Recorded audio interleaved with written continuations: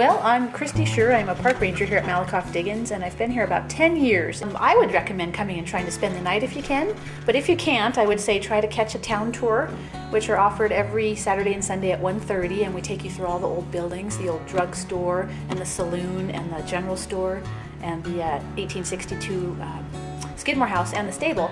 And that way you can get a really good sense of what life was like here in the 1860s and 70s. It was really a unique style of life here in an old gold rush town.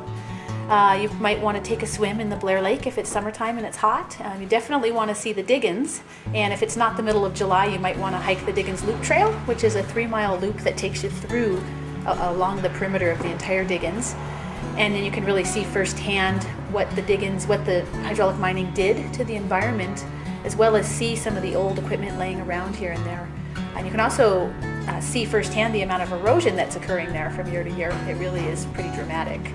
And then if you have enough time, I would suggest hiking the South Yuba River Trail, the Humbug Creek Trail down to the South Yuba River Trail to the South Yuba River and back. Hydraulic mining was invented in Nevada City, California, so there's no record in history of any other culture or civilization using the hydraulic mining method until the early 1850s in Nevada City, California. A lot of recreational opportunities up here at Malakoff Diggins. The park is about 4,000 acres of mixed conifer and oak woodland, and we have a couple of mountain bike trails, single-track mountain bike trails. We have areas where you can ride a horse. We have about 22 miles of hiking trails that range from easy to difficult. You can picnic, you can camp at Shoot Hill Campground. We have a family sites and we have a group campsite that accommodates up to 60 people. And you can fish or swim in the Blair Lake, so you can pretty much do just about anything. Some of the things that you won't want to miss when you come to visit Malakoff Diggins are the Diggins themselves, 2 miles long and 600 feet deep, where the hydraulic diggins were done, the largest hydraulic Diggins of its kind.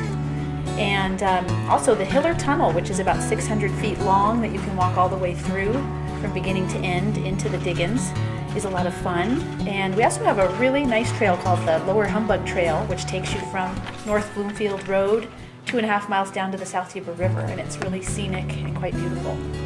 There are over 300 state parks in California, and Malakoff Diggins is just one of them, but each California state park tells a really important piece of our history. Malakoff Diggins State Park is the only park in the world that preserves the story of hydraulic gold mining, which was a really important part of our history in California.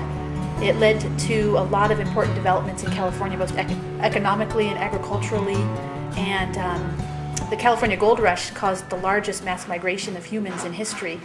So the California Gold Rush is a really significant event worldwide, and Malakoff Diggins State Park is a really significant part of that significant event.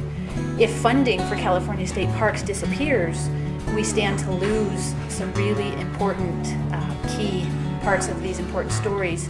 People might not be able to have the opportunity to learn about these stories and find out how these stories relate to them and why they're so significant. So I would urge everyone to contact their legislatures, legislative representatives, and tell them how important their state parks are to them.